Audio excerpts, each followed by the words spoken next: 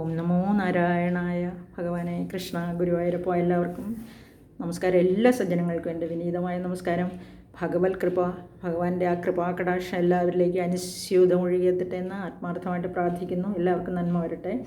നമുക്കിന്ന് 7-ാമത്തെയും 8-ാമത്തെയും ശ്ലോകം നോക്കാം.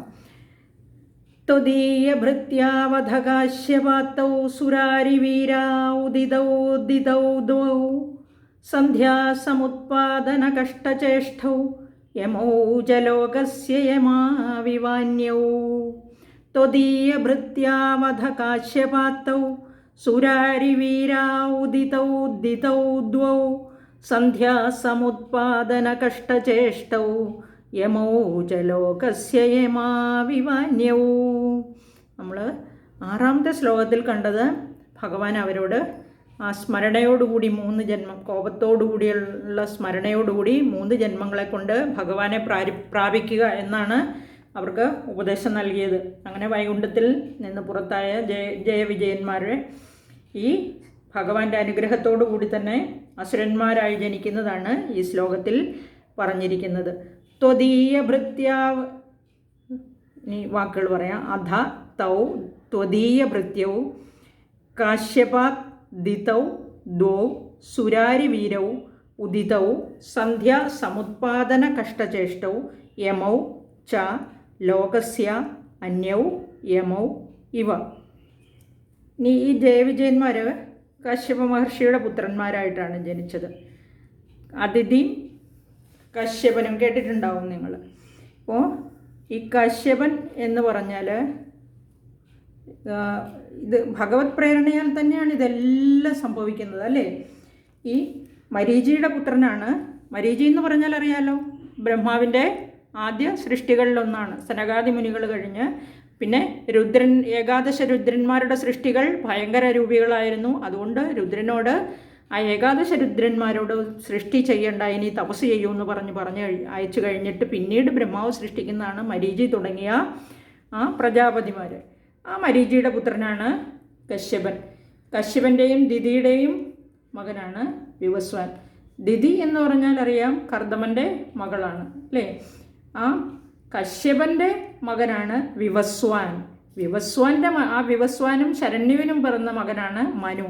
നമ്മൾ മനുവിൽ നിന്നാണ് മനുഷ്യ ഉത്പത്തി ഉണ്ടായതെന്ന് നമ്മൾ വായിച്ചിട്ടുണ്ട്.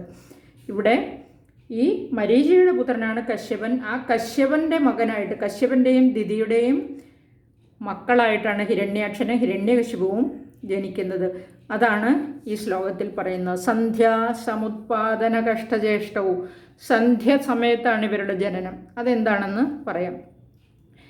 അധ തൗ ത്വദീയ ഭൃത്യവും. ത്വദീയ ഭൃത്യവും എന്ന് പറഞ്ഞാൽ നിന്തിരുവടിയുടെ ആ ഭഗവാന്റെ ഭൃത്യന്മാർ എന്ന് പറഞ്ഞാൽ ഈ ജയവിജയന്മാർ.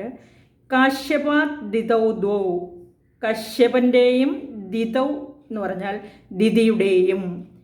കശ്യപൻ്റെയും ദിതിയുടെയും ദ്വൗ എന്ന് പറഞ്ഞാൽ 2 പേരും എന്നാണ്.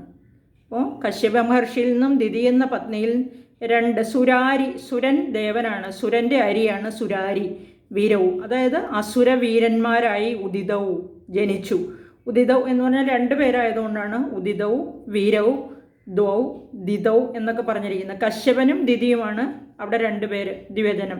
അപ്പോൾ ഇവിടെ 2 പേര് അസുരവീരന്മാരായിട്ട് ജനിച്ചു എന്നാണ് പറഞ്ഞിരിക്കുന്നത്. കശ്യപൻ്റെയും ദിതിയുടെയും മക്കളായിട്ട്. സന്ധ്യാസമുത്പാദന കഷ്ടചേഷ്ടവും. എപ്പോഴാണ് അവർ ജനിച്ചത്? സന്ധ്യാസമയത്ത്. നമ്മൾ വിളക്ക് വെച്ച് പ്രാർത്ഥിക്കുന്ന സമയത്ത് എല്ലാവർക്കും ഉണ്ട് പ്രാർത്ഥന. പ്രത്യേകിച്ചും മഹർഷിമാർക്കൊക്കെ സന്ധ്യാവന്ദനം അവരുടെ ദിനചര്യയാണ്. നമുക്കങ്ങനെയാണെങ്കിലും നമുക്ക് വേണ്ടാന്ന് വയ്ക്കാം, അല്ലേ? സന്ധ്യാസമയത്ത് ജനിപ്പിക്കിയാൽ കഷ്ടചേഷ്ടവും യമൗ ച. അവർ 2 പേരും ക്രൂര സ്വഭാവന്മാരായും അതുപോലെ തന്നെ ഇരട്ടയായിട്ട് പിറന്നവരായും ആയ അവർ ലോകസ്യ എന്ന് പറഞ്ഞാൽ യമൗജ ലോകസ്യ യമാവിവാന്യവും എന്ന് പറഞ്ഞാൽ ലോകത്തിൽ വേറെ 2 യമന്മാരെ പോലെ ആയിത്തീർന്നു എന്നാണ് പറഞ്ഞത്. അവരുടെ ആ ക്രൂരത കാരണം അത്രയ്ക്ക് ക്രൂരന്മാരായിരുന്നു അവർ. ഗർഭത്തിൽ ആധാനം ചെയ്യപ്പെട്ട നിമിഷം മുതൽ ആ ലോകത്ത് മാറ്റങ്ങൾ ഉണ്ടായി എന്നാണ്. അത്രയ്ക്ക് തേജസ്സായിരുന്നു അവർക്ക് എന്നാണ് പറയപ്പെടുന്നത്. 100 വർഷമായിരുന്നു ദിതിയുടെ ഗർഭകാലം. ഇവർ ജനിക്കുന്നതിന് മുമ്പ് 100 വർഷത്തെ ഗർഭം കഴിഞ്ഞാണ് ഇവർ ജനിക്കുന്നതിന് മുമ്പ് ഇവർ സന്ധ്യാസമയത്ത് ജനിക്കാനുള്ള കാരണം എന്ന് പറഞ്ഞാൽ, കശ്യപ മഹർഷി സന്ധ്യാവന്ദനത്തിനുള്ള തയ്യാറെടുപ്പോടുകൂടി അഗ്നശാലയിലായിരുന്ന സമയത്ത് ദിതി ഈ കശ്യപ മഹർഷിയെ സമീപിച്ചിട്ട് എനിക്ക് സർവശ്രേഷ്ഠനായ പുത്രൻ ജനിക്കണം എന്ന ആഗ്രഹത്തോടെയാണ് ഈ മഹർഷിയെ സമീപിക്കുന്നത്. തപോനിഷ്ഠനായ ആ ശ്രേഷ്ഠനായ കശ്യപ മഹർഷി സന്ധ്യാസമയമാണ്, എനിക്ക് സന്ധ്യാവന്ദനത്തിന് സമയമാണ്, അതുകൊണ്ട് അത് അരുതെന്ന് വിലക്കിയെങ്കിലും ഈ ദിതിയുടെ നിർബന്ധത്തിന് വഴങ്ങേണ്ടി വന്നു എന്നാണ് പറയപ്പെടുന്നത്. ആ ദിതിക്ക് അതുകൊണ്ട് പിന്നീട് ദിതിക്ക് കുറ്റബോധം തോന്നി. ഈ സമയം ശരിയല്ല, ഒന്നാമത് തെറ്റ് ചെയ്തെന്നുള്ള തോന്നൽ കൊണ്ട് ക്ഷമ ചോദിച്ചു. പശ്ചാത്താപത്തോടെ മുനിയോട് കശ്യപ മഹർഷിയോട് ക്ഷമ ചോദിച്ചപ്പോൾ കശ്യപൻ ദിതിയോട് പറഞ്ഞു, നീ ചെയ്ത് ക്ഷമിക്കാവുന്ന കൃത്യം മാത്രമാണ്. കാരണം ഞാൻ നിൻ്റെ ഭർത്താവാണ്. ഒന്ന്, പിന്നെ നിൻ്റെ മനസ്സ് ആ സമയത്ത് കാമാസക്തിയാലും മലിനമായിരുന്നു. പിന്നെ അസമയമായിരുന്നു എന്നുള്ളത് വേറെ കാര്യം. മൂന്നാമത്, നീ എൻ്റെ നിർദ്ദേശം തള്ളിക്കളഞ്ഞു. ഭർത്താവിനെ അനുസരിക്കണ്ടേ ഭാര്യ? അത് നാലാമത്തെ കാര്യം എന്ന് പറഞ്ഞാൽ രുദ്രാദി ദേവന്മാരെ നാം തള്ളിക്കളഞ്ഞു, അതായത് തിരസ്കരിച്ചു എന്ന് പറഞ്ഞാൽ സന്ധ്യാവന്ദനം ദേവന്മാരെ സ്മരിക്കേണ്ട സമയമാണ്. ഇക്കാരണങ്ങളാൽ നിന്റെ ഗർഭത്തിൽ നിന്ന് അത്യന്തം പരാക്രമികളും ക്രൂരന്മാരുമായ പുത്രന്മാരാണ് ജനിക്കാൻ പോകുന്നതെന്ന് കശ്യപ മഹർഷി അപ്പോഴേ പറഞ്ഞിരുന്നു. പക്ഷേ അവരെ വധിക്കാൻ ഭഗവാൻ അവതാരമെടുക്കും എന്നും കൂടി കശ്യപ മഹർഷി പറഞ്ഞു. ദിതിക്ക് ദുഃഖം തോന്നി, ഇങ്ങനെ ക്രൂരന്മാരായ പുത്രന്മാരാണല്ലോ തനിക്കുണ്ടാകാൻ പോകുന്നത് എന്ന്. പക്ഷേ ഭഗവാന്റെ കൈകളാലാണല്ലോ അവർ വധിക്കപ്പെടുക എന്നോർത്തപ്പോൾ ദിതിക്ക് വളരെ സമാധാനവും തോന്നി എന്നാണ് പറഞ്ഞിരിക്കുന്നത്. അപ്പോൾ ഇവിടെ 100 വർഷം ഗർഭം ധരിച്ചാണ് ദിതി ഈ ഹിരണ്യാക്ഷനെയും ഹിരണ്യകശിപുവിനെയും പ്രസവിച്ചതെന്നാണ് പറഞ്ഞിരിക്കുന്നത്. അപ്പോൾ ഇവിടെ മരീചി മഹർഷിയുടെ പുത്രനും ദേവാസുരന്മാരുടെ അച്ഛനുമായ കശ്യപനെ ആണ് ഇവിടെ പറഞ്ഞിരിക്കുന്നത്. ഈ കശ്യപനിൽ നിന്നാണ് കശ്യപൻ്റെ മകനായിട്ട് വിവസ്വാൻ, അതായത് പിന്നെ വിവസ്വാൻ്റെ മകനാണ് മനു, വൈവസ്വത മനു എന്ന് നമ്മൾ കേട്ടിട്ടുണ്ടല്ലോ. ഇനിയും അവരെയൊക്കെ പറയും, നമുക്കന്നേരം കേൾക്കാം. അങ്ങനെ ത്വദീയ ഭൃത്യാ വധകാശ്യപാത്തൗ സുരാരിവീര ഉദിതൗ ദിതൗ തൗ ദൗ സന്ധ്യാസമുത്പാദന കഷ്ടചേഷ്ടൗ യമൗജ ലോകസ്യ യമാഭിമാന്യവും. അപ്പോൾ അവർ രണ്ടുപേരും അങ്ങനെ സന്ധ്യാസമയത്ത് ഉത്പാദിപ്പിക്കപ്പെട്ടതുകൊണ്ട് വളരെ ക്രൂരന്മാരായി തീരുകയും ഈ ലോകത്തിൻ്റെ തന്നെ മറ്റു 2 യവന്മാരെ പോലെ വർത്തിക്കുകയും ചെയ്തു എന്നാണ് ഈ ശ്ലോകത്തിൽ പറഞ്ഞിരിക്കുന്നത്. ഇനി നമുക്ക് അടുത്ത ശ്ലോകം നോക്കാം. 8ാമത്തെ ശ്ലോകം.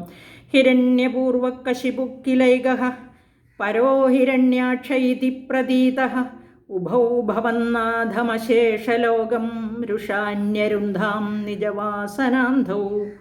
ഹിരണ്യപൂർവകശിപുക്കിലൈകഃ പരോ ഹിരണ്യാക്ഷ ഇതി പ്രതീതഃ ഉഭൗ ഭവന്നാഥമശേഷലോകം രുഷാന്യരുന്ധാം നിജവാസനാന്ധൗ. ഏകഃ ഹിരണ്യപൂർവഃ കശിപുഃ കിലഃ പരഃ ഹിരണ്യാക്ഷഃ ഇതി പ്രതീതഃ ഉഭൗ നിജവാസനാന്ധൗ രുഷാ ഭവന്നാഥം അശേഷലോകം ന്യരുന്ധാം. ഇനി ഈ പൂർവ്വജന്മത്തിൽ ഭഗവാനെ കാണാൻ ചെന്ന സനകാദികളെ തടയുകയാണല്ലോ ഈ ജയവിജയന്മാർ ആദ്യമായിട്ട് ചെയ്തത്. അപ്പോൾ അങ്ങനെ അധർമ്മം രണ്ടുപേരും ചെയ്തു അല്ലേ? ഭഗവാനെ കാണാൻ ചെല്ലുന്നവരെ തടയാൻ പാടുണ്ടോ? ഇല്ല. അപ്പോൾ അങ്ങനെ ആ അധർമ്മം വർദ്ധിക്കുമ്പോഴാണ് ഭഗവാൻ അവതാരം എടുക്കുന്നതല്ലേ? ഈ ജന്മത്തിലും ആ പ്രവൃത്തി തന്നെയാണ് അവർ തുടരുന്നതെന്ന് സാരം. നമുക്ക് നോക്കാം. ഹിരണ്യപൂർവ എന്ന് പറഞ്ഞാൽ പൂർവം, ആദ്യം ജനിച്ചവൻ. ഏകഹ ഹിരണ്യപൂർവ, അവൻ ഹിരണ്യൻ എന്ന് പേര്.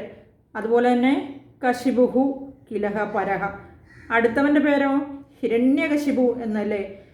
പരഹ ഹിരണ്യാക്ഷ, അപരൻ എന്ന് പറഞ്ഞാൽ പിന്നീട് ജനിച്ചവൻ ഹിരണ്യാക്ഷ ഇതി പ്രതീത അല്ലേ. അപ്പോൾ ഏകഹ ഒരുവൻ, ഹിരണ്യാക്ഷൻ അതായത് പൂർവജാതൻ, ആദ്യം ജനിച്ചവൻ ഹിരണ്യകശിപു, പരഹ ഹിരണ്യാക്ഷ മറ്റവൻ അതായത് അപരൻ ഹിരണ്യാക്ഷൻ, ഇതി പ്രതീത എന്ന് പേര് കേട്ടവരാണ് ഇവർ രണ്ടുപേരും. കുപ്രസിദ്ധരാണ് അല്ലേ. നല്ല കാര്യങ്ങൾക്കാണോ പ്രസിദ്ധി? അല്ല, അധർമ്മം ചെയ്യുന്നവനാണ് ആ രണ്ടുപേരും. ഉഭൗ രണ്ടുപേരും, ഉഭൗ നിജവാസനാന്ധൗ രണ്ടുപേരും തങ്ങളുടെ ജന്മാന്തരവാസനയാൽ, അന്ധൗ അന്ധന്മാരായിട്ട്, നിജവാസനാന്ധൗ എന്ന് പറഞ്ഞാൽ ആ ജന്മവാസന കൊണ്ട്, അതായത് ആ അന്ധന്മാരായിട്ടെന്ന് പറഞ്ഞാൽ ശരിക്കും മോഹിതരായിട്ടെന്നാണ്, വിവേകമില്ലാത്തവരായിട്ട്, ധർമാധർമ്മ വിവേചനമില്ലാത്തവരായിട്ട്, രുഷാഭവന്നാഥമശേഷലോകം, അങ്ങനെ രുഷ എന്ന് പറഞ്ഞാൽ കോപിഷ്ഠരായി, ഭവന്നാഥമശേഷലോകം അവിടുന്ന് നാഥനായിരിക്കുന്ന ലോകം മുഴുവനും തടുത്തു നിർത്തി ഉപദ്രവിച്ചുകൊണ്ടിരുന്നു ആളുകളെ മാത്രമല്ല എല്ലാ ദേവന്മാരെയും സകല ജീവജാലങ്ങളെയും. 2 യമന്മാരായിട്ടാണ് ജന്മമെടുത്തതല്ലേ. അപ്പോൾ ഞരുന്ധാം ആക്രമിച്ചു. പൂർവജന്മത്തിൽ അവർ വൈകുണ്ഠത്തിലെത്തിയ സനകാദികളെ, അതും ഭഗവാന്റെ പാർഷദന്മാരായി വൈകുണ്ഠത്തിലെത്തിയ ഭക്തന്മാരെ, ഭഗവാനെ കാണാനെത്തിയ സനകാദികളെ തടയുകയല്ലേ ചെയ്തത്. അത് അധർമ്മമല്ലേ. അങ്ങനെ ഈ ജന്മത്തിലും ആ ധർമ്മത്തെ അവരെ തുടർന്ന് പ്രവർത്തിച്ചുകൊണ്ടിരുന്നു എന്നാണ് പറയുന്നത്. പിന്നെ ലോകത്തിൽ അധർമ്മം വർദ്ധിക്കുമ്പോൾ അതിനെ തടയാനാണല്ലോ ഭഗവാൻ അവതാരം എടുക്കുന്നത്. അപ്പോൾ ഭഗവാൻ ആ ലോകരക്ഷ ചെയ്യും. ഏത് അവതാരം എടുത്തിട്ടാണെങ്കിലും ഭഗവാൻ നമ്മളെ രക്ഷിക്കാനായി എത്തുമെന്ന് നമുക്ക് ഉറപ്പുണ്ട്. അപ്പോൾ ലോകരക്ഷകനായി ഭഗവാൻ ഉണ്ട് നമ്മുടെ കൂടെ, ഭഗവാൻ നാഥനായുണ്ട്. അത് മനസ്സിലാക്കാതെയും വകവയ്ക്കാതെയാണ് ഈ ഹിരണ്യാക്ഷനും ഹിരണ്യകശിപുവും ലോകത്തെ ഉപദ്രവിച്ചു കൊണ്ടിരുന്നത്. ധർമ്മം എന്ന് കേട്ടാലേ അവർക്ക് കോപം വരുമല്ലേ. അതുപോലെയാണ് അവരുടെ പ്രവൃത്തികൾ. എല്ലാവർക്കും നന്ദി, നമസ്കാരം. ഇനി നമുക്ക് അടുത്ത ശ്ലോകം അടുത്ത വീഡിയോയിൽ പറയാം.